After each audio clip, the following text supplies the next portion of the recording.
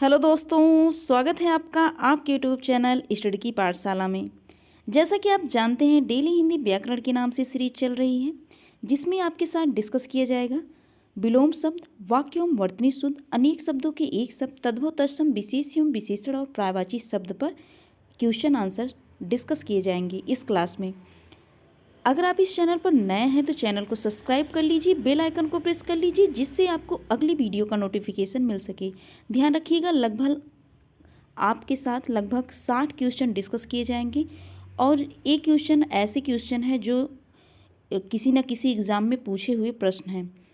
तो आइए आज की क्लास स्टार्ट करें। सबसे पहले आपके साथ किस पर क्वेश्चन, तो विलोम शब्द पर क्वेश्चन रहेगा।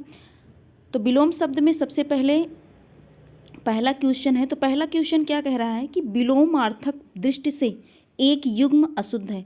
तो दो चीज़ें ध्यान रखनी है, दो बातें ध्यान रखनी है क्वेश्चन आंसर सॉल्व करने से पहले। सबसे पहली बात तो क्वेश्चन ध्यान से पढ़ना है और उसके बाद उसका ऑप्शन भी ध्यान से पढ़ना है। तो स्टार्ट करें आज की क्लास। तो सबसे पहला क्वेश्चन क्या है, विलोमार्थक दृष्टि से एक युग्म अशुद्ध है, अर्थात इसमें एक युग्म क्या है, अशुद्ध है। तो पहला ऑप्शन क्या है, सचल, चल, निरपेक्ष, सापेक्ष, मौलिक, अनुदित, बंधन, मोच। इस क्वेश्चन का जो राइट आंसर है ऑप्शन ए और ऑप्शन सी।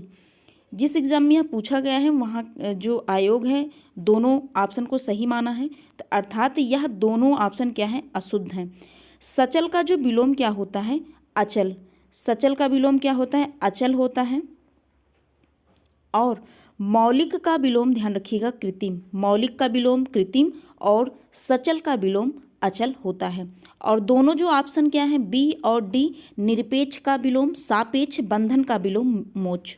आपने इस क्वेश्चन से क्या सीखा, आपने सीखा कि सचल का जो विलोम होता है अचल होता है और मौलिक का विलोम कृत्रिम होता है, निरपेक्ष का विलोम सापेक्ष, बंधन का विलोम मोच होता है।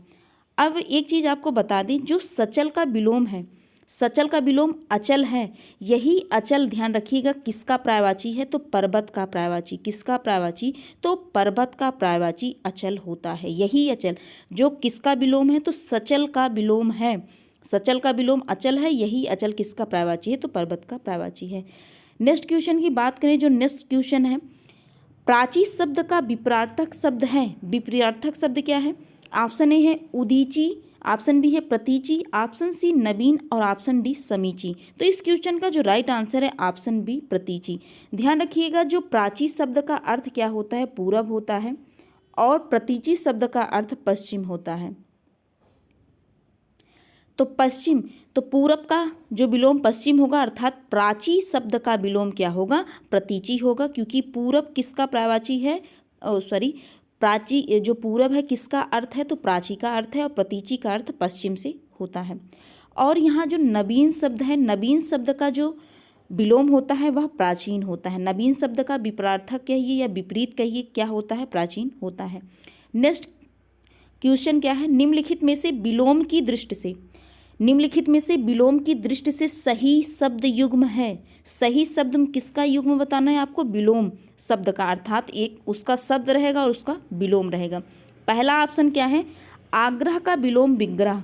आग्रह का विलोम विग्रह, अपकर्ष, उपकर्ष, जारज और औरस, उत्सर्जन, विसर्जन। तो इस क्वेश्चन का जो राइट आंसर है ऑप्शन सी। अगर बात करें ये जारज और औरस, अगर आपको यह शब्द अगर आप देख रहे होंगे तो यह शब्द आपके साथ पहले भी डिस्कस किया जा चुका है। अगर बता दें हाल ही फिलहाल ही में, अर्थात कल ही आपके साथ यह शब्द डिस्कस किया गया, तो बताएं यह शब्द जो है यह किस में डिस्कस किया गया, वाक्यांश के लिए एक शब्द में डिस्कस किए गए। बात करें औरस और जारज, जारज का विपरीतार्थक अर्थात विपरीत औरस क्यों है, क्योंकि जो जारज है और औरस, औरस का तात्पर्य अर्थात औरस जो है यह वाक्यांश के लिए एक शब्द है। इसका तात्पर्य क्या होता है कि वह स्त्री जिसका मतलब जिससे आपने विवाह किया उससे उत्पन्न पुत्र, उससे उत्पन्न पुत्र जो होता है वही औरस कहलाता है। आपने जिस स्त्री से शादी की उससे उत्पन्न जो पुत्र होता है वही औरस कहलाता है। और उस विवाह जिससे आपने विवाह किया उसके अलावा अगर कोई स्त्री है उससे उत्पन्न पुत्र क्या कहलाएगा? जारज कहलाएगा। ध्यान रखिएगा, जारज और औरस। औरस क्या है? आपने एक स्त्री से विवाह किया, इससे जो आपने विवाह किया उससे उत्पन्न पुत्र क्या कहलाएगा? औरस कहलाएगा। और दूसरी स्त्री है अर्थात आपका उससे अलग संबंध है, तो अगर उससे जो उत्पन्न पुत्र है जिससे आपने विवाह नहीं किया है उससे उत्पन्न पुत्र है वही जारज कहलाएगा। ध्यान रखिएगा, जारज और औरस। बात करें जो आग्रह है, आग्रह ये विग्रह किसका विलोम है? तो विग्रह ध्यान रखिएगा अनुग्रह का विलोम है। और अपकर्ष का विलोम क्या होता है? उत्कर्ष होता है। अपकर्ष का विलोम उत्कर्ष, अनुग्रह का विलोम क्या होगा? विग्रह होगा। और आवाहन का जो विलोम क्या होगा? विसर्जन होगा। नेक्स्ट क्वेश्चन की बात करें, नेक्स्ट क्वेश्चन क्या है? निम्नलिखित में विलोम शब्दों का सही युग्म है। इसमें आपको विलोम शब्द का सही युग्म बताना है।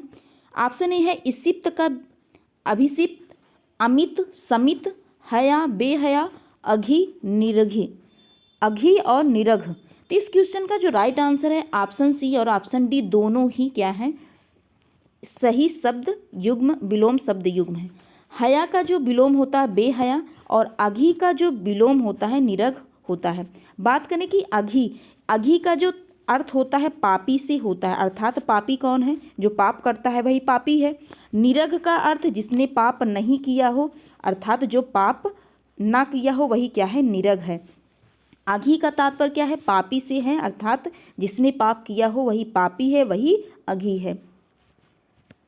इसिप्त, इसिप्त का ध्यान रखिएगा, इसका तात्पर्य यह एक वाक्यांश के लिए एक शब्द है। इसिप्त शब्द वाक्यांश के लिए एक शब्द है जिसका तात्पर्य क्या होता है कि इसका तात्पर्य ध्यान रखिएगा जिसकी इच्छा की गई हो, जिसकी इच्छा की गई हो वही क्या है? इसिप्त है। यह वाक्यांश के लिए एक शब्द भी है, ध्यान रखिएगा। जिसकी इच्छा की गई हो वही क्या है? इसिप्त है। आपने इस क्वेश्चन से क्या सीखा? आपने सीखा कि हया का विलोम बेहया, अघि का विलोम निरघ और अघि का तात्पर्य क्या होता है? पापी से होता है और निरघ जिसने पाप न किया हो। नेक्स्ट क्वेश्चन क्या है? निम्नलिखित में विलोम शब्दों की दृष्टि से एक युग्म गलत है, अर्थात विलोम की दृष्टि से एक युग्म गलत है। ऑप्शन ए क्या है? मौन, मुखुर, शानदार, शर्मनाक, बर्बर, सभ्य, अनुचर, परिचर। तो इस क्वेश्चन का जो राइट आंसर है ऑप्शन डी। ध्यान रखिएगा यह विलोम शब्द की दृष्टि से क्या है? गलत है। आपको गलत ही बताना था। अब आपने इस क्वेश्चन से क्या सीखा? आपने सीखा कि मौन का विलोम मुखर होता है, शानदार का विलोम शर्मनाक, बर्बर का विलोम सभ्य होता है और अनुचर का विलोम ध्यान रखिएगा यह अनुचर जो है और परिचर दोनों ही समानार्थी हैं, अर्थात ये इनका समान ही प्राय है, इनका समान ही अर्थ है, इसलिए क्या है? अनुचर और परिचर क्या है? समानार्थी हैं। आपने इस क्वेश्चन से सीखा कि मौन का विलोम मुखर, शानदार का विलोम शर्मनाक और बर्बर का विलोम सभ्य और अनुचर और परिचर जो है क्या है? समानार्थी शब्द हैं। अगला जो क्वेश्चन क्या है? विलोम शब्दों की दृष्टि से इनमें से एक युग्म गलत है, वह है, एक युग्म गलत है, वह है क्या है? ऑप्शन ए है अमित, परिमित, ऑप्शन बी सत्कार, तिरस्कार, ऑप्शन सी आच्छादित, परिच्छन, ऑप्शन डी सुख, दुख। तो इस क्वेश्चन का जो राइट आंसर है ऑप्शन सी, आच्छादित का विलोम अनाच्छादित होता है। आच्छादित का विलोम क्या है? अनाच्छादित होता है। आपने इस क्वेश्चन से क्या सीखा? आपने सीखा कि अमित का विलोम परिमित होता है। ध्यान रखिएगा अमित का अर्थ क्या होता है? अधिक होता है। और परिमित का जो अर्थ होता है सीमित होता है। परिमित का अर्थ क्या है? सीमित है। यह कह लीजिए आपकी सीमित का ही पर्यायवाची परिमित ही होता है। और अमित का जो अमित का जो अर्थ क्या होता है? बहुत होता है, अधिक होता है। आपने इस क्वेश्चन से सीखा कि अमित का जो अर्थ होता है बहुत होता है और परिमित का अर्थ क्या होता है? सीमित होता है। और अमित का जो विलोम परिमित होता है। सत्कार का विलोम तिरस्कार, आच्छादित का विलोम आपने सीखा अनाच्छादित, सुख का विलोम दुख होता है। नेक्स्ट क्वेश्चन क्या है? नेक्स्ट क्वेश्चन है, इनमें से विलोम शब्दों का गलत युग्म है। गलत युग्म आपको बताना है। क्वेश्चन कह रहा है गलत युग्म, अर्थात शब्द जो होगा उसका गलत युग्म होगा। ऑप्शन ए क्या है, आविर्भाव, विभाव, अपराधी, निरपराध, उन्मूलन, रोपण, विहित, निषिद्ध। इस क्वेश्चन का जो राइट आंसर है ऑप्शन ए है। ऑप्शन ए क्या है, राइट आंसर है। आविर्भाव का विलोम विभाव नहीं होता। आविर्भाव का विलोम क्या होता है, तिरोभाव। आविर्भाव का विलोम तिरोभाव। आपने इस क्वेश्चन से सीखा कि आविर्भाव का विलोम तिरोभाव, अपराधी का विलोम निरपराध, उन्मूलन का विलोम रोपण और निषिद्ध का विलोम आपने कल ही देखा था कि क्या था, होता है, विहित होता है। कितनी बार एग्जाम में पूछा गया था, तो विहित का विलोम निषिद्ध, निषिद्ध का विलोम विहित होता है।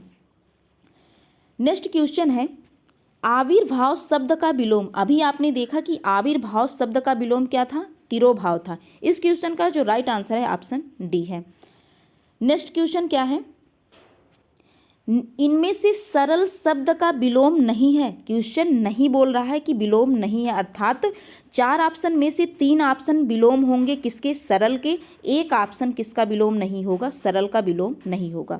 पहला ऑप्शन विरल, ऑप्शन बी वक्र, ऑप्शन सी कुटिल, ऑप्शन डी कठिन। तो इस क्वेश्चन का जो राइट आंसर है ऑप्शन ए। ऑप्शन ए विरल जो है इसका विलोम नहीं है, सरल का विलोम नहीं है। आपने क्या सीखा इस जो क्वेश्चन से, आपने सीखा कि सरल का विलोम वक्र हो सकता है, कुटिल हो सकता है, कठिन हो सकता है, और जो विरल है किसका विलोम नहीं हो सकता, सरल का विलोम नहीं होता। विरल किसका विलोम है, तो सघन का विलोम, ध्यान रखिएगा, सघन का विलोम जो होता है विरल होता है। नेक्स्ट क्वेश्चन क्या है, सरल का विलोम, सरल का विलोम है ऑप्शन ए है निर्मल, ऑप्शन बी है कठिन, ऑप्शन सी है आसान, ऑप्शन डी है उचित। तो इस क्वेश्चन का जो राइट आंसर है ऑप्शन बी। सरल का विलोम क्या होता है, कठिन। अभी आपने जो इसके पिछले क्वेश्चन में डिस्कस किया गया था क्या क्या हो सकता है सरल का विलोम। सरल का विलोम वक्र हो सकता है, कठिन हो सकता है, कुटिल हो सकता है। वक्र, कठिन, कुटिल किसके विलोम है, तो सरल के विलोम है। ध्यान रखिएगा, सरल का विलोम वक्र, कठिन, कुटिल हो सकता है। नेक्स्ट टॉपिक की बात करें तो नेक्स्ट टॉपिक में वाक्य शुद्ध है, तो वाक्य शुद्ध है। नेक्स्ट टॉपिक है वाक्यम वर्तनी शुद्ध। नेक्स्ट टॉपिक क्या है, वाक्यम वर्तनी शुद्ध। आइए सबसे पहला क्वेश्चन डिस्कस करें वाक्यम वर्तनी शुद्ध में।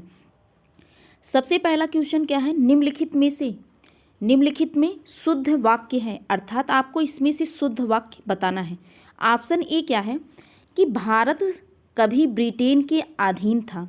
भारत कभी ब्रिटेन के अधीन था। ऑप्शन बी निरपराधी व्यक्ति को दंड नहीं मिलना चाहिए। ऑप्शन सी बादशाह ने मुक्त हस्त दान दिया। ऑप्शन डी उस पैतृक संपत्ति में हिस्सा नहीं मिला। तो इस क्वेश्चन का जो राइट आंसर है ऑप्शन सी, अर्थात वाक्य शुद्ध कौन सा है, बादशाह ने मुक्त हस्त दान दिया। अब बात करें कि यह जो option A, option B, option D गलत क्यों है। बात करें इसमें भारत कभी ब्रिटेन के अधीन ना होकर क्या होता है, अधीन होता है। ध्यान रखिएगा इसका प्रोनाउंसिएशन, अर्थात इसका शुद्ध उच्चारण क्या होगा, अधीन होगा। तो यहाँ गलत क्यों है, क्योंकि ये क्या लिखा गया है, अधीन लिखा गया है। अधीन होता है ना कि अधीन, इसलिए यह ऑप्शन क्या है, गलत है। ऑप्शन बी की बात करें, ऑप्शन बी क्यों गलत है, यहाँ निरपराधी है। निरपराधी ना होकर क्या होता है, निरपराध होता है। ध्यान रखिएगा, निरपराध होता है, तो इसलिए यह ऑप्शन क्या हुआ, गलत हुआ। ऑप्शन डी क्यों गलत हुआ, ध्यान रखिएगा, ऑप्शन डी इसलिए गलत है, यहाँ उसे पैतृक संपत्ति में हिस्सा नहीं मिला। यहाँ ये पैतृक जो शब्द है यह लिखा कैसे जाएगा, ध्यान रखिएगा, पैतृक शब्द ऐसे आपको लिखा मिलेगा। तो यहाँ इसलिए यह ऑप्शन डी गलत है, पैतृक शब्द ऐसे लिखा जाता है। नेक्स्ट क्वेश्चन क्या है, निम्नलिखित में कौन सा वाक्य शुद्ध है, अशुद्ध है। कौन सा वाक्य अशुद्ध है, अर्थात 4 ऑप्शन में से एक वाक्य शुद्ध होगा और एक वाक्य अशुद्ध होगा और 3 ऑप्शन क्या होंगे, शुद्ध होंगे। अर्थात आपको अशुद्ध वाला वाक्य बताना है। ऑप्शन ए क्या है, वह अनेकों मामलों में गवाह था। ऑप्शन बी नुपुर की ध्वनि मनमोहक है। ऑप्शन सी आपकी मनः कामना पूरी हुई। ऑप्शन डी मनीषी गढ़ मेरी बात पर ध्यान दें। तो इस क्वेश्चन का जो राइट आंसर है ऑप्शन ए। यह ऑप्शन क्यों, यह वाक्य अशुद्ध क्यों है, ध्यान रखिएगा, यहाँ अनेकों शब्द का प्रयोग हुआ है। अनेकों, ध्यान रखिएगा, अनेकों शब्द नहीं अनेक शब्द होगा, क्योंकि अनेक शब्द क्या है, बहुवचन होता है। अनेक शब्द क्या है, बहुवचन है वचन की दृष्टि से, तो इसलिए यह वाक्य क्या है, अशुद्ध है। वह अनेक, शुद्ध क्या होगा, वह अनेक मामलों में गवाह था। नेक्स्ट एक क्वेश्चन है, निम्नलिखित में से शुद्ध वाक्य का चयन कीजिए। क्वेश्चन कह रहा है कि निम्नलिखित में से शुद्ध वाक्य का चयन कीजिए, अर्थात इस 4 ऑप्शन में से एक वाक्य शुद्ध होगा और सब क्या होंगे, अशुद्ध होंगे।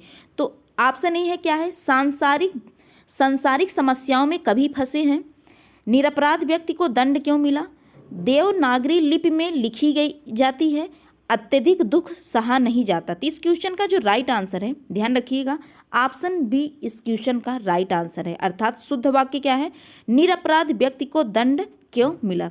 बात करें ऑप्शन ए गलत क्यों है, यह इसलिए गलत है, ये संसारिक ना होकर क्या होता है, सांसारिक। ध्यान रखिएगा, क्या होता है, सांसारिक होता है।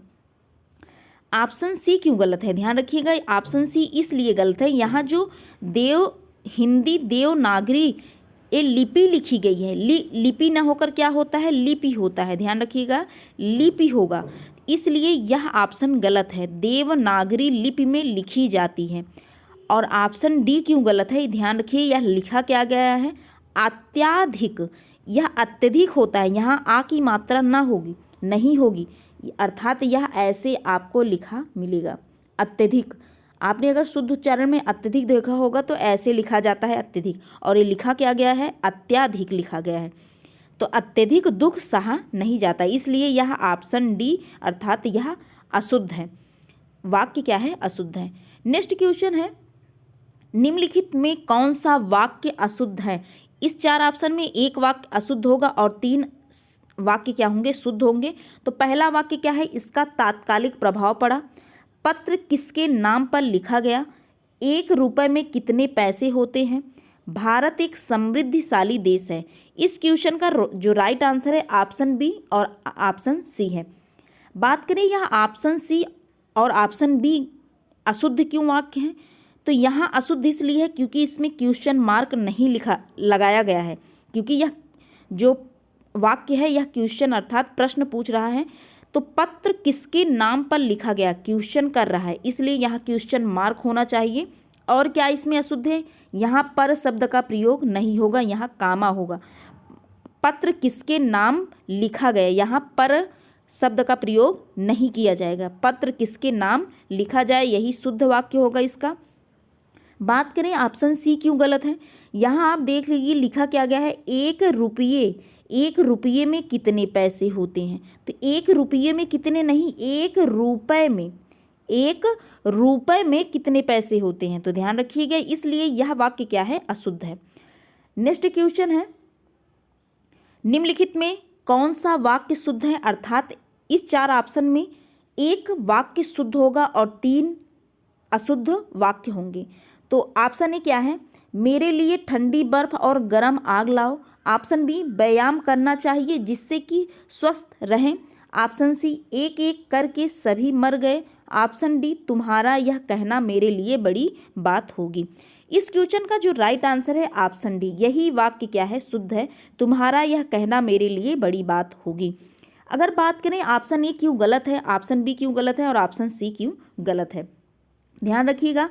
मेरे लिए ठंडी बर्फ और गर्म आग, अब आप बताइए कि आग खुद ही गर्म होती है, तो यहाँ गर्म शब्द ही गलत है। और बर्फ की बात करें, यहाँ मेरे लिए ठंडी बर्फ का प्रभाव जो स्वभाव होता है, अर्थात बर्फ की विशेषता क्या है, बर्फ खुद ही ठंडी होती है, इसलिए यहाँ ठंडी शब्द का प्रयोग गलत है, इसलिए यह वाक्य क्या हो गया, गलत हो गया। और इसका शुद्ध वाक्य क्या होगा, मेरे लिए बर्फ और आग लाओ, यह ऑप्शन बी। अगर ऑप्शन बी की बात करें, यह गलत क्यों है, ध्यान रखिए कि यहाँ ये जिससे शब्द गलत है, अर्थात व्यायाम करना चाहिए, यहाँ जिससे नहीं कि यहाँ व्यायाम करना चाहिए, यहाँ जो स्वस्थ शब्द है, यहाँ जो स्वस्थ शब्द है, इसलिए यह गलत है। यह इसका जो उच्चारण क्या होगा, अर्थात यह लिखा कैसे जाएगा, स्वस्थ ऐसे लिखा जाएगा, इसलिए यह वाक्य क्या है, अशुद्ध है। और बात करें कि यहाँ एक एक करके सभी मर गए, यहाँ यह गलत है।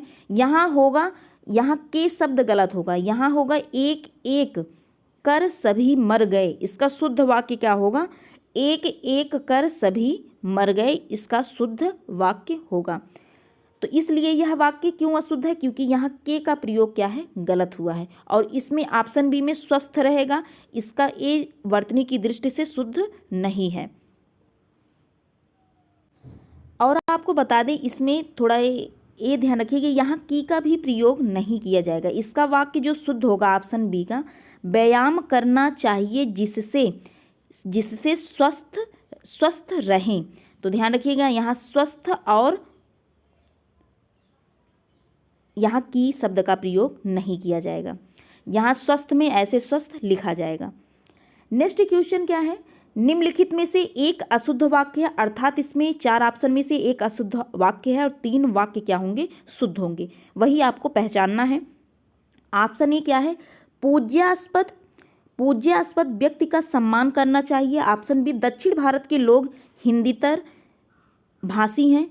ऑप्शन सी, सुरेखा ने गीत की 2-4 कड़ियाँ गाई। ऑप्शन डी, अब परीक्षा प्रणाली बदलनी चाहिए। इस क्वेश्चन का जो राइट आंसर है ऑप्शन ए। यहाँ जो पूज्यास्पद है, यहाँ पूज्यास्पद न होकर क्या होगा? पूजनीय होगा। क्या होगा? यही वाक्य अशुद्ध है, तो यहाँ क्या होगा? ध्यान रखिएगा, पूजनीय व्यक्ति का सम्मान करना चाहिए। पूजनीय शब्द, यही शब्द क्या है? शुद्ध है। तो पूजनीय व्यक्ति का सम्मान करना चाहिए, इसलिए यहाँ पूजनीय शब्द लगाने से यह वाक्य शुद्ध हो जाएगा। ध्यान रखिएगा। इस क्वेश्चन का जो राइट आंसर था ऑप्शन ए था। नेक्स्ट क्वेश्चन की बात करें तो निम्नलिखित में से एक वाक्य शुद्ध है। इसमें एक वाक्य क्या है? शुद्ध है। और 4 ऑप्शन में से, अर्थात 4 ऑप्शन में से एक वाक्य शुद्ध है और 3 ऑप्शन क्या है? अशुद्ध है। तो उसी की पहचान आपको करना है। ऑप्शन ए क्या है? चरखा काटना चाहिए। ऑप्शन बी, उसने मुक्त हस्त से धन लुटाया। ऑप्शन सी, हमारे यहाँ तरुण नवयुवकों की शिक्षा का अच्छा प्रबंध है। ऑप्शन डी, मुझसे यह काम संभव नहीं है। इस क्वेश्चन का जो राइट आंसर है ऑप्शन डी, मुझसे यह काम संभव नहीं है। अगर बात करें ऑप्शन ए क्यों गलत है, तो ऑप्शन ए इसलिए गलत है कि चरखा काटना चाहिए। यहाँ काटना शब्द का प्रयोग गलत है, क्योंकि चरखा चलाना होता है, काटना नहीं। चरखा चलाना चाहिए, इसका शुद्ध वाक्य क्या होगा? चरखा चलाना चाहिए। ऑप्शन बी की बात करें, यह ऑप्शन बी क्यों गलत है? क्योंकि यहाँ से का प्रयोग किया गया है। इसका शुद्ध वाक्य क्या होगा? उसने मुक्त हस्त धन लुटाया। अब बात करें ऑप्शन सी। ऑप्शन सी क्यों गलत है? ध्यान रखिएगा, यह तरुण शब्द ही गलत लिखा गया। तरुण लिखा कैसे जाएगा? ध्यान रखिएगा, यही तरुण, और इसका अर्थ ही क्या होता है? नव युवकों होता है, नव युवक। इसका तात्पर्य क्या होता है? नव युवक। यह तरुण शब्द ही गलत है, अर्थात यहाँ यह वर्तनी की दृष्टि से ही गलत लिखा गया था और यहाँ इसका लिखना भी क्या है? अनुचित है, क्योंकि यहाँ इसका शुद्ध वाक्य क्या होगा? हमारे यहाँ नव युवकों की शिक्षा का अच्छा प्रबंध है, क्योंकि इसका अर्थ ही क्या होता है? नव युवक। तो दोनों लिखना क्या है? अनुचित है, एक ही लिखा जाएगा। तो हमारे यहाँ नव युवकों की शिक्षा का अच्छा प्रबंध है। नेक्स्ट क्वेश्चन क्या है? अर्थात नेक्स्ट क्वेश्चन से नेक्स्ट टॉपिक की शुरुआत। नेक्स्ट टॉपिक क्या है? जो अनेक शब्दों के एक शब्द, जिसे आप वाक्यांश के लिए एक शब्द के नाम से भी जानते हैं। पहला शब्द क्या है? अधोलिखित में वर्तनी, यहाँ नेक्स्ट टॉपिक में अशुद्ध शब्द, यहाँ उसका नहीं, तो अशुद्ध शब्द पहचानना है, शुद्ध और अशुद्ध शब्द। तो अधोलिखित में वर्तनी की दृष्टि से एक शब्द अशुद्ध है, इसमें एक शब्द अशुद्ध है। पहला शब्द क्या है? अंतर्धान। दूसरा शब्द अनुगृहीत, और तीसरा क्या है? आध्यात्म, और डी क्या है? अधीन। इस क्वेश्चन का जो राइट आंसर है ऑप्शन सी, यही शब्द क्या है? अशुद्ध लिखा गया है और बाकी सब क्या है? शुद्ध लिखे गए हैं। आपने इस क्वेश्चन से क्या सीखा? कि अंतर्धान होता है, अनुगृहीत होता है, अधीन होता है, और इसका शुद्ध वाक्य क्या होगा? ध्यान रखिएगा, अध्यात्म इसका शुद्ध वाक्य होगा। नेक्स्ट क्वेश्चन क्या है? अधोलिखित में से शुद्ध वर्तनी वाला शब्द है। अधोलिखित में से शुद्ध वर्तनी वाला शब्द है। ऑप्शन ए रचयिता, ऑप्शन बी अनुग्रहीत, ऑप्शन सी आहार, ऑप्शन डी शिष्टा। तो इस क्वेश्चन का जो राइट आंसर है ऑप्शन ए। ध्यान रखिएगा, अभी आपने देखा कि अनुग्रहित न होकर क्या होता है, अनुगृहीत होता है। आहार न होकर क्या होता है, आहार। आहार क्या होता है, शुद्ध होता है। और सृष्टा न होकर क्या होता है, सृष्टा होता है। ध्यान रखिएगा, यह सृष्टा क्या है, अशुद्ध है, इसका सृष्टा क्या होगा, शुद्ध होगा। नेक्स्ट क्वेश्चन क्या है, शुद्ध वर्तनी वाले शब्द का चयन कीजिए। शुद्ध वर्तनी वाले शब्द का चयन कीजिए। इस क्वेश्चन का जो राइट आंसर है ऑप्शन डी, यही देदीप्यान क्या है, शुद्ध शब्द है। ध्यान रखिएगा, यही ऑप्शन डी क्या है, शुद्ध है। नेक्स्ट क्वेश्चन, निम्नलिखित में से अशुद्ध वर्तनी वाला शब्द है, इसमें अशुद्ध वर्तनी आपको बतानी है। इस क्वेश्चन का जो राइट आंसर है ऑप्शन डी, यही पौराणिक क्या है, अशुद्ध है। इसका शुद्ध क्या होगा, पौराणिक ऐसे लिखा जाएगा। ध्यान रखिएगा।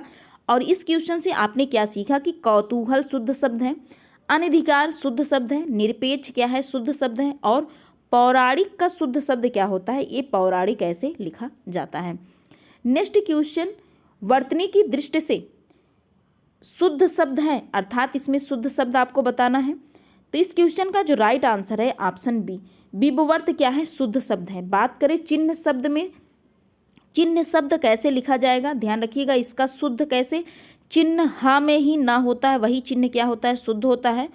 अभी ये जो अनुग्रहित है, इसका शुद्ध क्या होगा, अनुगृहित, आपने देखा ही था, इसका क्या होगा, शुद्ध अनुगृहित होगा। और बात करें जो बिरहड़ी है, इसका शुद्ध क्या होगा, बिरहिड़ी। बिरहिड़ी किसका शुद्ध है, इसका शुद्ध बिरहिड़ी शब्द क्या है, शुद्ध है। आपने इस क्वेश्चन से क्या सीखा कि चिन्ह शब्द कैसे शुद्ध लिखा जाता है, जिसमें हाँ में ना हो वही चिन्ह शब्द शुद्ध है, और अनुग्रहित न होकर अनुगृहित होता है। और ऑप्शन जो डी है, बिरहड़ी लिखा गया है, बिरहड़ी शुद्ध शब्द नहीं क्या है, बिरहिड़ी शुद्ध शब्द होता है, और विपरीत क्या है, शुद्ध शब्द है ही। नेक्स्ट क्वेश्चन, वर्तनी की दृष्टि से कौन सा शब्द अशुद्ध है। तो इस क्वेश्चन का जो राइट आंसर है ऑप्शन सी। ऑप्शन सी इस क्वेश्चन का राइट आंसर है। ध्यान रखिएगा, कोमलांगी और सम्मिलित और अनुगृहित क्या है, शुद्ध शब्द है, जबकि उत्कर्षता क्या है, अशुद्ध शब्द है। इसका शुद्ध शब्द क्या होगा, ध्यान रखिएगा, उत्कर्ष इसका शुद्ध शब्द होगा। उत्कर्ष शब्द क्या है, शुद्ध शब्द है। ध्यान रखिएगा, इस क्वेश्चन से आपने सीखा कोमलांगी, सम्मिलित और अनुगृहित शुद्ध शब्द हैं, और उत्कर्ष शब्द ऐसे लिखा जाता है, अर्थात यह क्या है, शुद्ध शब्द है। नेक्स्ट अर्थात नेक्स्ट टॉपिक की शुरुआत, अनेक शब्दों के एक शब्द, अर्थात जिसे आप वाक्यांश के लिए एक शब्द के नाम से भी जानते हैं। पहला क्वेश्चन क्या है, मोक्ष पाने की इच्छा करने वाला, मोक्ष पाने की इच्छा करने वाले के लिए क्या शब्द है। तो इस क्वेश्चन का जो राइट आंसर है ऑप्शन बी, तितीर्षु क्या है, इस क्वेश्चन का राइट आंसर है तितीर्षु का अर्थ ही होता है मोक्ष पाने की इच्छा करने वाला। मोक्ष पाने की इच्छा करने वाला क्या कहलाता है, तितीर्षु कहलाता है। अगर इसकी व्याख्या की बात करें, ध्यान रखिएगा, मरजीवा, मरजीवा क्या है, मरना जीना। मरना जीना के लिए एक शब्द क्या होगा, मरजीवा होगा। और क्या होता है, तितीच्छा। तितीच्छा क्या है, सर्दी गर्मी दुख आदि सहन करने की शक्ति के लिए एक शब्द है। सर्दी गर्मी दुख आदि सहन करने की शक्ति के लिए क्या शब्द होगा, तितीच्छा होगा। तो मरजीवा क्या है, मरना जीना मरजीवा है। तितीर्षु क्या है, मोक्ष पाने की इच्छा करने वाला तितीर्षु है। और तितीच्छा क्या है, सर्दी गर्मी दुख आदि सहन करने की शक्ति तितीच्छा है। अब बात करें तितीच्छु, यह जो ऑप्शन सी है क्या कह रहा है, तितीच्छु। इसका तात्पर्य क्या होता है, सहनशील। सहनशील जो होता है उसके लिए क्या एक शब्द होता है, तितीच्छु होता है। तितीच्छु क्या है, सहनशील। मरजीवा है मरना जीना। तितीच्छा है सर्दी गर्मी और दुख आदि सहन करने की शक्ति तितीच्छा है। और तितीर्षु क्या है, मोक्ष पाने की इच्छा। मोक्ष आप जानते हैं, जो मोक्ष प्राप्त कर लेते हैं उन्हें पाने की जो इच्छा होती है उसे तितीर्षु कहा जाता है। नेक्स्ट क्वेश्चन क्या है, जो नेक्स्ट क्वेश्चन है, तैरने या पार होने की इच्छुक। जो तैरने या पार होने के इच्छुक हैं उन्हें भी तितीर्षु कहा जाता है, क्योंकि इस ऑप्शन में इसकी जो व्याख्या है ध्यान रखिएगा, मोक्ष पाने की इच्छा रखने वाला या तैर कर पार करने की इच्छुक क्या कहलाएंगे? तितीर्षु कहलाएंगे। इसलिए यह ऑप्शन क्या है, इसका क्या है? तितीर्षु शुद्ध है। तैरने या पार होने की का इच्छुक क्या है? तितीर्षु है। इस क्वेश्चन का जो राइट आंसर है ऑप्शन बी इसका राइट आंसर है। नेक्स्ट क्वेश्चन जो है, जिसका निवारण अत्यंत कष्ट से किया जा सके, इसलिए इसका जो वाक्यांश के लिए एक शब्द क्या है, ध्यान रखिएगा, दुर्निवार। इस क्वेश्चन का जो राइट आंसर है ऑप्शन सी है। जिसका निवारण अत्यंत कष्ट से किया जा सके उसे ही दुर्निवार कहा जाता है। नेक्स्ट क्वेश्चन क्या है, कान के नीचे लटकता हुआ कोमल भाग, कान के नीचे लटकता हुआ जो कोमल भाग होता है उसे ही कर्णपाली कहा जाता है। ध्यान रखिएगा, कर्णपाली क्या है? कान के नीचे लटकता हुआ कोमल भाग कर्णपाली है। इस क्वेश्चन का जो राइट आंसर है ऑप्शन सी कर्णपाली। ऑप्शन ए क्या है? कर्णफूल। ध्यान रखिएगा, यह एक आभूषण होता है। यह कान में पहनने वाला क्या होता है? आभूषण होता है। और कर्ण क्या होता है? कान होता है। ध्यान रखिएगा। अब बात करें, जो ये कान के नीचे लटकता हुआ कोमल भाग होता है उसे आप कर्णपाली कहते हैं, और जो गांव में इसे क्या कहा जाता है? ललरी कहा जाता है। ललरी, ध्यान रखिएगा, इसको ललरी कहते हैं गांव में। तो ये जो कान के नीचे थोड़ा सा लटकता हुआ भाग होता है उसको ललरी कहते हैं। तो यह इसको आप यहाँ जो इसको और क्या कहा जाता है? कर्णपाली भी कहा जाता है। तो ध्यान रखिएगा, कान के नीचे जो लटकता हुआ कोमल भाग होता है उसे कर्णपाली कहते हैं। कर्णफूल क्या है? एक कान में पहनने वाला एक आभूषण है, और कर्ण क्या है? कान है। नेक्स्ट क्वेश्चन है, जो पान करने योग्य नहीं है, जो पान करने योग्य नहीं है के लिए एक शब्द है। इस क्वेश्चन का जो राइट आंसर है ऑप्शन डी अपेय। जो पान करने योग्य नहीं है अर्थात जो पीने योग्य नहीं है क्या है? वही अपेय है। जो पीने अर्थात पान करने योग्य नहीं है वही क्या है? अपेय है। इस क्वेश्चन का जो राइट आंसर है ऑप्शन डी है। अगर इसकी व्याख्या देखें, इसकी व्याख्या से अगर आपको देखें कि ये जो अभक्ष्य है, अभक्ष्य क्या होता है? जो भक्षण करने योग्य न हो, जो भक्षण करने योग्य न हो वही अभक्ष्य है। आपत्ति क्या है? जो बुरा या अहितकार हो। जो आपत्ति क्या है? जो बुरा या अहितकर हो वही अपथ्य है।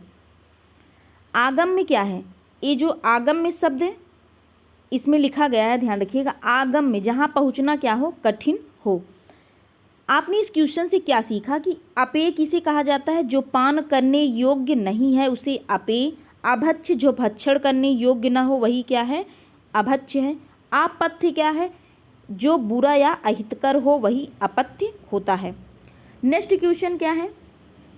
अनेक शब्दों के लिए एक शब्द, अनेक शब्दों के लिए एक शब्द के निम्नलिखित विकल्पों में से कौन सा गलत है?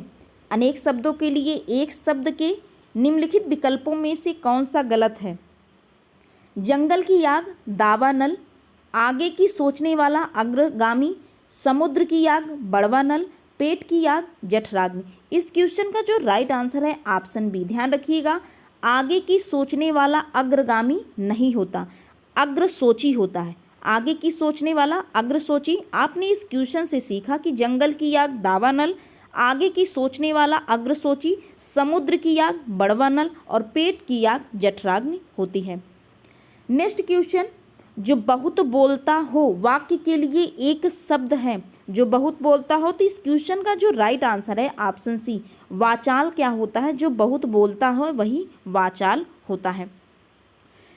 ये वक्ता, जो ऑप्शन ए है वक्ता की बात करें, अगर इसकी व्याख्या देखिए, वक्ता क्या है? जो बोलता हो वही वक्ता है। और प्रवक्ता क्या है? जो किसी विषय विशेष पर बोलता हो। प्रवक्ता क्या है? जो किसी विषय विशेष पर बोलता हो वह प्रवक्ता है। प्रखर क्या है? जो खर की तरह तेज हो, जो खर की तरह तेज हो वही प्रखर कहलाता है। आपने इस क्वेश्चन से सीखा कि जो बहुत बोलता हो वाचाल है। वक्ता क्या है? जो बोलता हो वह वक्ता है। प्रवक्ता क्या है? जो किसी एक विषय विशेष पर बोलता हो वह प्रवक्ता है। और प्रखर क्या है? जो खर की तरह तेज हो वही क्या है? प्रखर है। नेक्स्ट क्वेश्चन क्या? बहुत अधिक बोलने वाला व्यक्ति, बहुत अधिक बोलने वाला व्यक्ति अभी आपने देखा। तो इस क्वेश्चन का जो राइट आंसर है ऑप्शन डी वाचाल जो होता है बहुत अधिक बोलने वाला होता है। वक्ता क्या है? बोलने वाला वक्ता होता है। प्रवक्ता क्या है? जो किसी विषय विशेष पर, कोई एक विषय हो, कोई एक सब्जेक्ट हो, उस पर बोलने वाला व्यक्ति क्या कहलाएगा? प्रवक्ता कहलाएगा। नेक्स्ट क्वेश्चन, जो भेदा या तोड़ा ना जा सके, ध्यान रखिएगा, जो भेदा व तोड़ा ना जा सके वही क्या है? अभेद्य है। इस क्वेश्चन का जो राइट आंसर है ऑप्शन ए। इस क्वेश्चन का जो राइट आंसर क्या है? ऑप्शन ए है, जो भेदा या तोड़ा ना जा सके। नेक्स्ट टॉपिक की बात करें, नेक्स्ट टॉपिक की शुरुआत में नेक्स्ट टॉपिक क्या है? तद्भव एवं तत्सम। आइए तद्भव एवं तत्सम पर क्वेश्चन सॉल्व करें, अर्थात क्वेश्चन आंसर देखें। सबसे पहला जो क्वेश्चन तद्भव एवं तत्सम टॉपिक में है, पहला क्वेश्चन, भभूति का तत्सम शब्द है। भभूति का तत्सम शब्द क्या है? इस क्वेश्चन का जो राइट आंसर है विभूति। ध्यान रखिएगा, भभूत का तत्सम शब्द क्या होता है? विभूति होता है। इस क्वेश्चन का राइट आंसर क्या है? ऑप्शन ए विभूति। विभूति क्या है? तद्भव है। किसका तद्भव है? तो भभूति शब्द का तद्भव है। नेक्स्ट क्वेश्चन, अधोलिखित में से तद्भव शब्द है। इसमें आपको क्या बताना है? अधोलिखित में से तद्भव शब्द, अर्थात आपको इसका तद्भव अर्थात आपको क्या बताना है? हिंदी रूप बताना है। इस क्वेश्चन का जो राइट आंसर है ऑप्शन डी, पिटारा शब्द। ध्यान रखिएगा, तद्भव है। किसका तद्भव है? तो पिटक शब्द का तद्भव पिटारा होता है, अर्थात यह क्या है? तत्सम है। और बात करें परिधान, यह परिधान शब्द, ध्यान रखिएगा, यह क्या है? तत्सम शब्द है। और प्रत्यभिज्ञान क्या है? यह भी एक तत्सम शब्द है। अगर इसकी व्याख्या देखें तो प्रत्यभिज्ञान क्या है? इसका जो तत्सम क्या है? पहचान है, सॉरी, इसका तद्भव पहचान है। और परिधान का तद्भव पहनना होता है। परिधान शब्द का जो तद्भव क्या है? पहनना। और प्रत्यभिज्ञान का तद्भव पहचान होता है। इस क्वेश्चन का जो राइट आंसर था ऑप्शन डी। आपने इस क्वेश्चन से क्या सीखा? आपने इस क्वेश्चन से सीखा कि पिटारा शब्द तद्भव है और इसका तत्सम पिटक होता है। और प्रत्यभिज्ञान क्या है? यह तत्सम है और इसका तद्भव क्या है? पहचान है। और परिधान शब्द क्या है? तद्भव है, इसका परिधान शब्द क्या है? तत्सम है और इसका तद्भव क्या है? पहनना होता है। नेक्स्ट क्वेश्चन, निम्नलिखित में से तत्सम शब्द है। नेक्स्ट क्वेश्चन क्या है? निम्नलिखित में से तत्सम शब्द है। इस क्वेश्चन का जो राइट आंसर है ऑप्शन बी, जीर्ण शब्द क्या है? तत्सम है। और बात करें इसके तद्भव की, इसका तद्भव क्या है? छीना होता है। इस क्वेश्चन में बात करें अगर इसके ऑप्शन की, तो दही शब्द, गाहक शब्द, गयंद शब्द, ये सब कैसे शब्द हैं? तो ध्यान रखिएगा, यह शब्द क्या है? तद्भव है। अगर बात करें दही शब्द का तद्भव, दही शब्द का तत्सम क्या होता है? दधि होता है। दही शब्द का तत्सम दधि होता है। गयंद शब्द ध्यान रखिएगा, यह हाथी का पर्यायवाची। गयंद शब्द किसका पर्यायवाची? तो हाथी का पर्यायवाची। और यह क्या है? यह तद्भव शब्द है। गाहक शब्द का तत्सम शब्द क्या होता है? ग्राहक होता है। गाहक शब्द का तत्सम ग्राहक होता है। आपने इस क्वेश्चन से सीखा कि जीर्ण शब्द क्या है? तत्सम है और इसका तद्भव क्या होता है? छीना होता है। और दही शब्द क्या है? तद्भव है, इसका तत्सम क्या होता है? दधि होता है। गयंद शब्द क्या है? यह एक तद्भव शब्द है और यह किसका पर्यायवाची है? तो हाथी का पर्यायवाची है। और गाहक शब्द क्या है? तद्भव है, इसका तत्सम ग्राहक होता है। नेक्स्ट क्वेश्चन है, आगहन का तत्सम रूप कौन सा है? इसमें आपको तत्सम बताना है। तो आगहन का तत्सम क्या होता है? आग्रहण होता है। इस क्वेश्चन का जो राइट आंसर है ऑप्शन ए है। नेक्स्ट क्वेश्चन है, निम्नलिखित में से तत्सम शब्द है। इसमें तत्सम शब्द बताना है, अर्थात संस्कृत रूप बताना है। तो इस क्वेश्चन का जो राइट आंसर है ऑप्शन डी, ओष्ठ शब्द क्या है? तत्सम शब्द है। जबकि उच्छा, उजला, उल्लू ये सब क्या है? तद्भव शब्द हैं। अब बात करें उत्साह शब्द का जो तत्सम रूप होता है, क्या होता है? उत्साह होता है। उजला का उज्ज्वल होता है और उल्लू का उलूक होता है तत्सम। आपने इस क्वेश्चन से क्या सीखा? आपने सीखा कि ओष्ठ शब्द क्या है? तत्सम है। उत्साह और उजला और उल्लू क्या है? ये सब तद्भव हैं। उत्साह का तत्सम रूप क्या होता है? उत्साह। उल्लू का तत्सम रूप उलूक। और उजला का तत्सम रूप क्या होता है? उज्जवल होता है। और ये ध्यान रखिएगा, ओष्ठ शब्द का जो तद्भव क्या होता है? ओठ होता है। नेक्स्ट क्वेश्चन क्या है? परिवा का तत्सम रूप है। परिवा का तत्सम रूप, इस क्वेश्चन का जो राइट आंसर है ऑप्शन सी, प्रतिपदा। जो प्रतिपदा है यह परीवा का तत्सम रूप है। यहाँ एक ऑप्शन में दिया गया है परेवा। अगर यहाँ से आपको रिलेट करवाएं कि ये परेवा शब्द सुने होंगे, यह किसका पर्यायवाची है? ध्यान रखिएगा, यह कबूतर शब्द का पर्यायवाची है। ये तत्सम तद्भव डिस्कस किया जा रहा है, लेकिन यहाँ आपको रिलेट क्या करवाया जा रहा है कि पर्यायवाची से। यह परेवा शब्द किसका पर्यायवाची है? तो कबूतर शब्द का पर्यायवाची है। एक बार यहीं रिपीट कर लीजिए, कबूतर का पर्यायवाची क्या क्या होता है? हारिल होता है, हरित होता है, परेवा होता है, परावत होता है और कपोत होता है। ये सब किसके पर्यायवाची हैं? तो ध्यान रखिएगा, कबूतर का पर्यायवाची कौन कौन से? पारावत, परेवा हो गया, हारिल हो गया, कपोत हो गया और हरित हो गया। ये सब किसके पर्यायवाची? तो कबूतर के पर्यायवाची। नेक्स्ट क्वेश्चन क्या है? निम्नलिखित तत्सम तद्भव शब्दों का संगत युग्म है, अर्थात शुद्ध युग्म है। इस क्वेश्चन का जो राइट आंसर है ऑप्शन सी, पर्यंक का जो तद्भव क्या होता है? पलंग होता है। अगर बात करें कि इसके ऑप्शन की, ध्यान रखिएगा, अगर इसकी व्याख्या देखें तो सक्तु का जो तद्भव क्या होता है? सत्तू होता है। घोटक का तद्भव घोड़ा और करपर का तद्भव क्या है? खोपड़ी होता है। सत्तू, आप वही सत्तू जो गर्मियों में खाते हैं। तो सत्तू शब्द, ध्यान रखिए, सत्तू शब्द का तद्भव सत्तू शब्द क्या है? तद्भव है, जबकि इसका तत्सम क्या होता है? सक्तु होता है। सत्तू शब्द का जो तत्सम क्या है? सक्तु है। घोड़ा शब्द, ध्यान रखिएगा, यह तत्सम है, उसका तद्भव घोड़ा होता है। घोटक शब्द तत्सम है और इसका जो तद्भव क्या है? घोड़ा है। और करपर शब्द क्या है? तत्सम है और इसका तद्भव क्या होता है? खोपड़ी होता है। नेक्स्ट क्वेश्चन, निम्नलिखित में से एक तद्भव शब्द है, इसमें एक तद्भव शब्द आपको बताना है। क्वेश्चन का जो राइट आंसर है ऑप्शन ए, आंसू शब्द क्या है? तद्भव अर्थात यह हिंदी रूप है। और एकत्र, उच्च, वानर, ये सब क्या है? तत्सम शब्द हैं। अगर बात करें इसके तद्भव की, ध्यान रखिएगा, एकत्र का इकट्ठा होता है, वानर का बंदर होता है और उच्च का ऊंचा होता है। क्या? इसका जो तद्भव रूप। तो इस क्वेश्चन से आपने क्या सीखा कि आंसू शब्द तद्भव है। आंसू शब्द का तत्सम क्या होता है? अश्रु होता है। एकत्र शब्द का जो तद्भव क्या होता है? इकट्ठा। वानर शब्द का तद्भव बंदर और उच्च शब्द का जो तद्भव क्या होता है? ऊंचा होता है। नेक्स्ट क्वेश्चन है, कपित्थ का तद्भव शब्द है, अर्थात इसका हिंदी रूप बताना है। तो इस क्वेश्चन का जो राइट आंसर है ऑप्शन बी, कैथा जो होता है इसका तद्भव रूप होता है।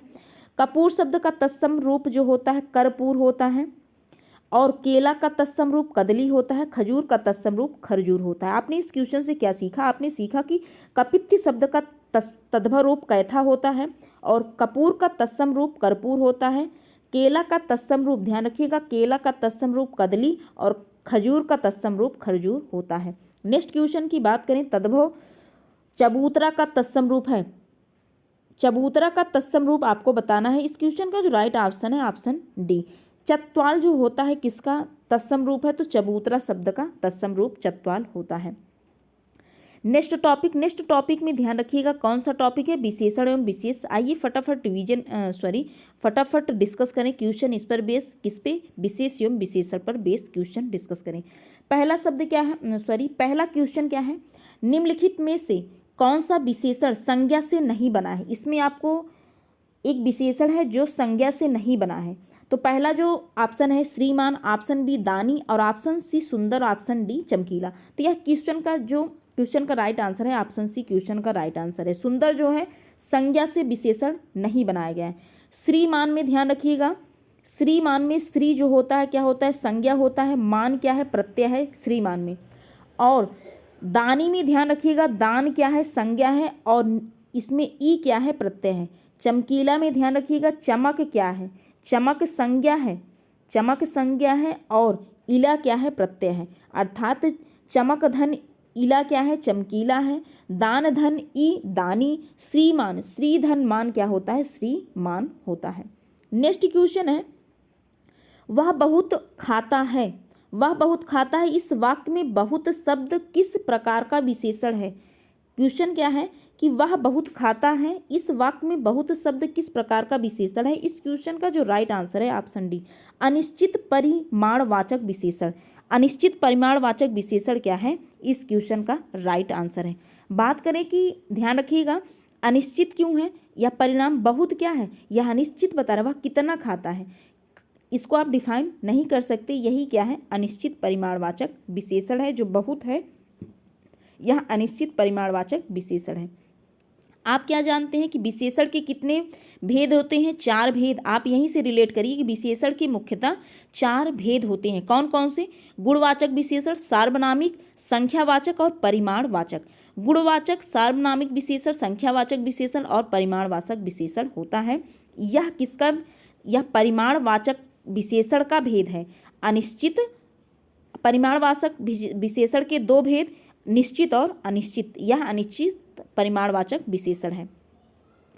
नेक्स्ट क्वेश्चन, वह बहुत खाता है, फिर से अगेन रिपीट हुआ, तो इस वाक्य में प्रयुक्त बहुत शब्द इनमें से है, तो इनमें जो बहुत शब्द प्रयोग किया गया क्या है, तो इस क्वेश्चन का जो राइट आंसर है ऑप्शन बी, परिमाण बोधक विशेषण। अभी आपने क्या देखा, पिछले वाले क्वेश्चन में आपने देखा कि यहाँ क्या इसका आंसर क्या था, अनिश्चित परिमाणवाचक विशेषण।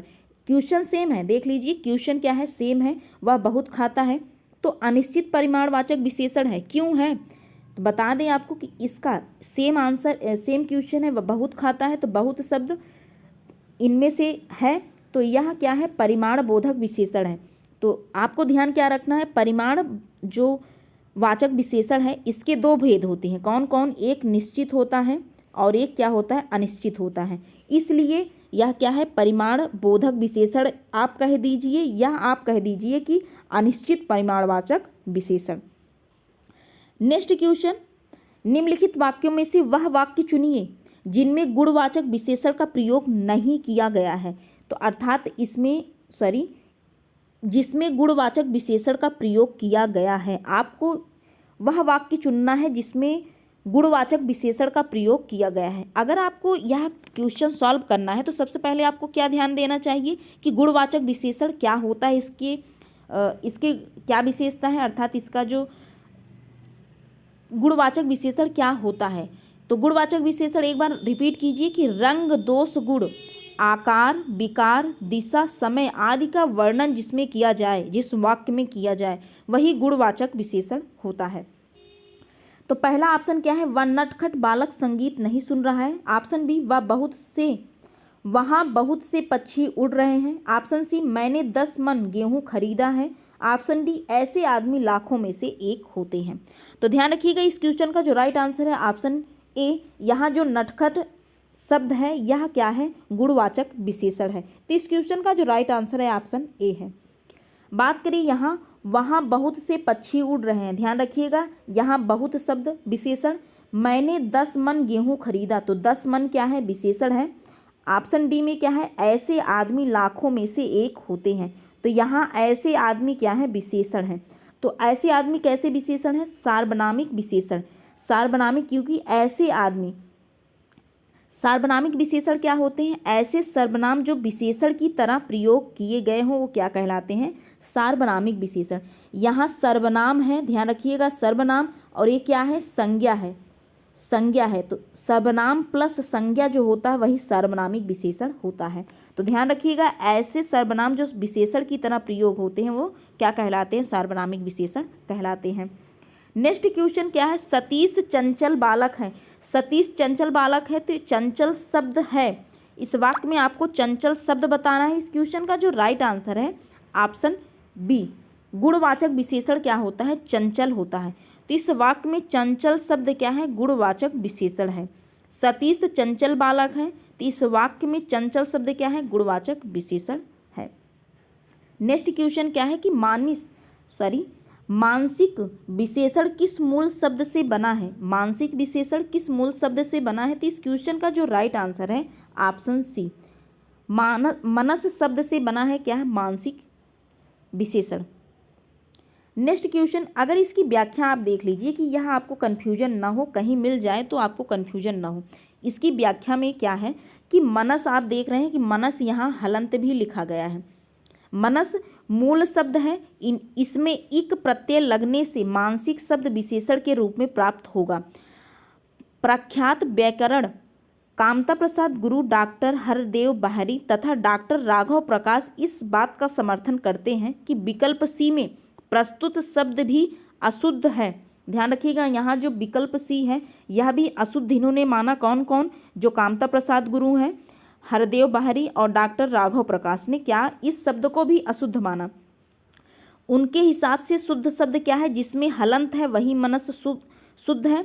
उन्होंने कहा कि शुद्ध शब्द मनस है या ना कि मनस, किंतु कामता प्रसाद गुरु ने अपनी पुस्तक हिंदी व्याकरण में मनस, जिसमें हलंत नहीं है, शब्द का प्रयोग किया, जबकि अन्य दोनों विद्वानों ने अपनी पुस्तक में मनस शब्द का प्रयोग किया। अर्थात आपको यह शब्द भी ध्यान दे रखना है और यह शब्द भी ध्यान रखना है। अर्थात कहने का तात्पर्य जिसमें मनस में हलंत है वो भी आपको ध्यान रखना है, जैसे ऑप्शन में हो उसी हिसाब से ऑप्शन को में आपको टिक लगाना है। अगर हलंत वाला है तो आपको हलंत प्रीफर करना है, अगर हलंत नहीं है तो मनस आपको लगा देना है इस क्वेश्चन का राइट आंसर। नेक्स्ट क्वेश्चन क्या है कि चारित्रिक विशेषण शब्द का मूल शब्द कौन सा है? तो इस क्वेश्चन का जो राइट आंसर है ऑप्शन ए, चरित्र शब्द से बना कौन सा विशेषण है? चारित्रिक। अर्थात यह संज्ञा है, संज्ञा का विशेषण क्या है? चरित्र का विशेषण क्या है? चारित्रिक होता है। नेक्स्ट क्वेश्चन, एक विशेषण शब्द नहीं है, इसमें आपको एक विशेषण शब्द नहीं मिलेगा।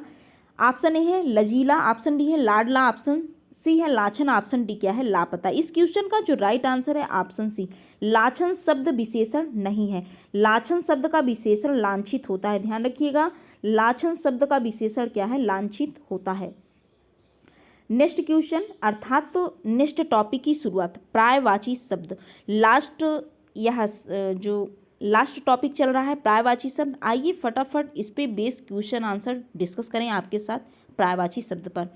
तो पहला जो प्रायवाची क्या है, अर्थात पहला क्वेश्चन क्या है? बादल का प्रायवाची शब्द नहीं है। इस क्वेश्चन का जो राइट आंसर है ऑप्शन डी। अब आपको बता दें इसके ऑप्शन में सबसे पहला तोयद है, ऑप्शन बी पयोधर है, ऑप्शन सी नीरद है और ऑप्शन डी तोयधी है। इस क्वेश्चन का जो राइट आंसर है ऑप्शन डी। बात करें जो इसमें ऑप्शन तोय है, तोय हो गया, पय हो गया और नीर हो गया। ध्यान रखिएगा क्या होता है, तोय पय नीर, ये सब किसके हैं? तो जल के प्रायवाची हैं। किसके प्रायवाची? तो जल के प्रायवाची हैं। और दा का अर्थ देना होता है। ध्यान रखिएगा, दा का अर्थ देना, दा का अर्थ क्या है? देने से है। तो अब आप यहाँ इसका व्याख्या देखें कि तोयद दा का अर्थ देना, तोय का अर्थ पानी से है, तो पानी देने वाला कौन? बादल। पानी देने वाला कौन? बादल। बात करें ऑप्शन बी की, पयो का तात्पर्य क्या है? पय, यहाँ पय ध्यान रखिए, पय शब्द है तो पय का तात्पर्य जल से होता है। धर, ध्यान रखिएगा, धर देने वाला, तो जो जल देने वाला कौन? बादल। अब बात करें नीरद, नीर का तात्पर्य जल से, दा का तात्पर्य क्या है? देने वाला, तो नीर देने वाला अर्थात जल देने वाला कौन? बादल। तो इसलिए तोयद, पयोधर और नीरद क्या है? बादल के प्रायवाची हैं। अगर ऑप्शन डी की बात करें, यहाँ तोय शब्द क्या है? जल है। और धी का अर्थ क्या होता है? धी, ध्यान रखिएगा, धी का अर्थ धारण करने वाला, तो जल को धारण करने वाला कौन? समुद्र। जल को धारण करने वाला कौन? समुद्र। समुद्र का ही प्रायवाची क्या है? तोयदी है समुद्र का प्रायवाची। ध्यान रखिएगा। नेक्स्ट क्वेश्चन क्या है? व्योम शब्द का प्राय है, अर्थात व्योम शब्द का प्रायवाची बताना है। तो इस क्वेश्चन का जो राइट आंसर है ऑप्शन सी, अंबर अर्थात आकाश। इस किसका प्रायवाची है? व्योम शब्द का प्रायवाची।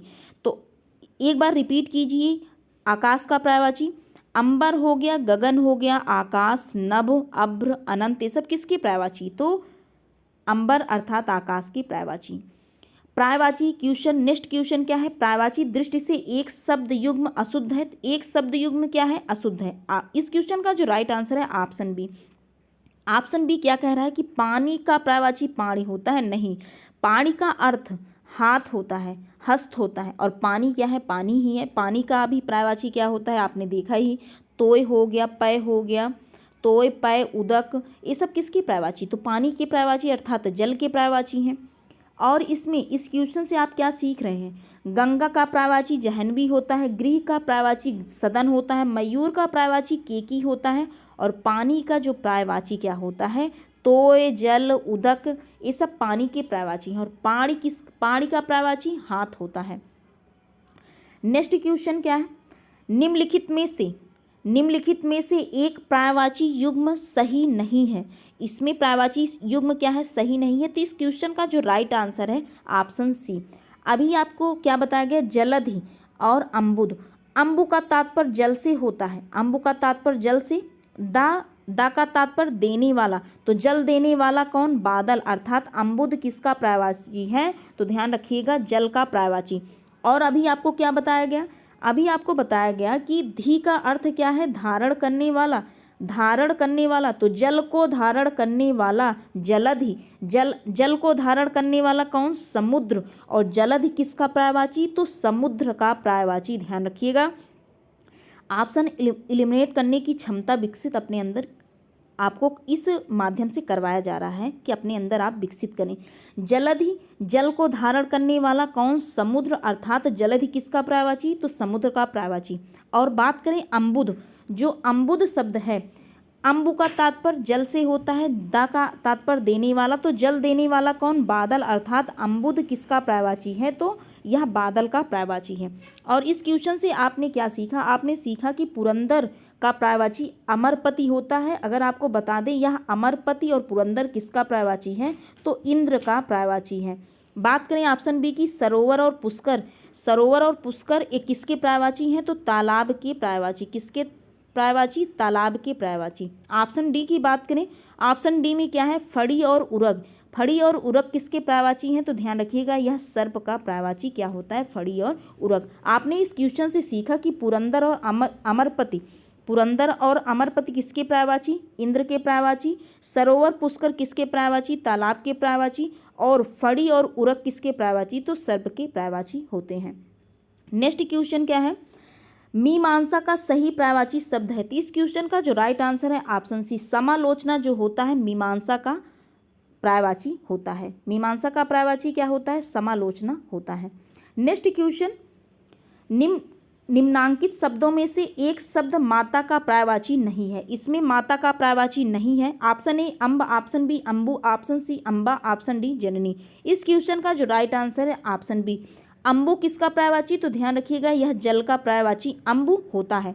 जबकि आप इस क्वेश्चन से क्या सीख रहे हैं, आप सीख रहे हैं कि अम्ब, अम्बा और जननी किसका पर्यायवाची, तो माता का पर्यायवाची, जबकि अम्बु किसका पर्यायवाची, जल का पर्यायवाची अम्बु होता है। नेक्स्ट क्वेश्चन क्या है, नेक्स्ट क्वेश्चन है, निम्नलिखित में से एक पत्थर का पर्यायवाची नहीं है। अर्थात इसमें आपको पत्थर का पर्यायवाची नहीं बताना है, अर्थात पत्थर का पर्यायवाची नहीं है। इस क्वेश्चन का जो राइट आंसर है ऑप्शन सी। तो बात करें पत्थर का पर्यायवाची कौन कौन सा है, प्रस्तर पत्थर का पर्यायवाची, उपल, पाहन, पाहन हो गया, उपल हो गया, प्रस्तर किसके पर्यायवाची, तो पत्थर के पर्यायवाची। आपने इस क्वेश्चन से क्या सीखा कि पत्थर का पर्यायवाची कौन कौन सा होता है, प्रस्तर होता है, उपल होता है और पाहन, ये सब किसके पर्यायवाची, तो पत्थर के पर्यायवाची। नेक्स्ट क्वेश्चन क्या है, निम्नलिखित में से विष्णु का पर्यायवाची शब्द नहीं है। अर्थात विष्णु का पर्यायवाची शब्द नहीं है। इस क्वेश्चन का जो राइट आंसर है ऑप्शन डी, कमलासन क्या है, विष्णु का पर्यायवाची नहीं है। कमलासन का तात्पर्य कमल को पर आसन होने वाले कौन, तो यह जो पर्यायवाची के इसकी है ब्रह्मा, ब्रह्मा जी की यह पर्यायवाची कमलासन, क्योंकि कमल पर वही आसन होते हैं। तो क्या है, कमलासन किसका पर्यायवाची है, तो किसका पर्यायवाची, ब्रह्मा का पर्यायवाची क्या होता है, कमलासन होता है। इस क्वेश्चन से आपने क्या सीखा कि कमलेश, कमलाकांत, कमलापति, कमलेश, कमलाकांत, कमलापति किसका पर्यायवाची, तो विष्णु का पर्यायवाची होता है। कमलेश हो गया, कमलाकांत, कमलापति। और कमलासन किसका पर्यायवाची, तो ब्रह्मा का पर्यायवाची होता है। नेक्स्ट क्वेश्चन क्या है, कौन सा शब्द ब्रह्मा का पर्यायवाची नहीं है। तो इस क्वेश्चन का जो राइट आंसर है ऑप्शन डी, चतुर्भुज जो है किसका पर्यायवाची, तो ब्रह्मा का पर्यायवाची नहीं है। चतुर्भुज किसका पर्यायवाची, विष्णु का पर्यायवाची। चतुर्भुज, ध्यान रखिएगा, चतुर्भुज किसका पर्यायवाची नहीं है, तो ब्रह्मा का पर्यायवाची चतुर्भुज नहीं होता। चार भुजाओं वाले कौन, तो ध्यान रखिएगा चार भुजाओं वाले विष्णु जी होते हैं। तो ये विष्णु का पर्यायवाची क्या होता है, चतुर्भुज होता है।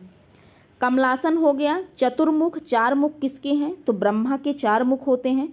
कमल आसन, कमल पर आसन होने वाले ब्रह्मा जी हैं। चतुरानन, उनके 4 आनन हैं, किसके? ब्रह्मा जी के 4 आनन हैं, इसलिए ब्रह्मा जी का प्रवाची क्या क्या हो गया? कमलासन हो गया, चतुर्मुख हो गया, चतुरानन। ये किसके प्रवाची हैं? तो ब्रह्मा जी के। और चतुर्भुज किसका प्रवाची? तो विष्णु जी का प्रवाची होता है। एक बार आप रिपीट कर लीजिए, किसका? ब्रह्मा जी का प्रवाची। इसकी व्याख्या से ब्रह्मा जी का प्रवाची क्या? ब्रह्मा जी का प्रवाची कमलासन हो गया, चतुरानन, चतुर्मुख, स्वयंभू, हिरण्यगर्भ, लोकेश, अज, बिरिंच, विधि, सदानंद, गिरापति, नाभि, जन्मा इत्यादि ब्रह्मा के क्या हैं? प्रवाची हैं। आज की क्लास में बस इतना ही। अगर आपको वीडियो पसंद आया हो तो please like share and subscribe to my channel. मिलते हैं नेक्स्ट वीडियो में। आज के लिए बस इतना ही। Thank you.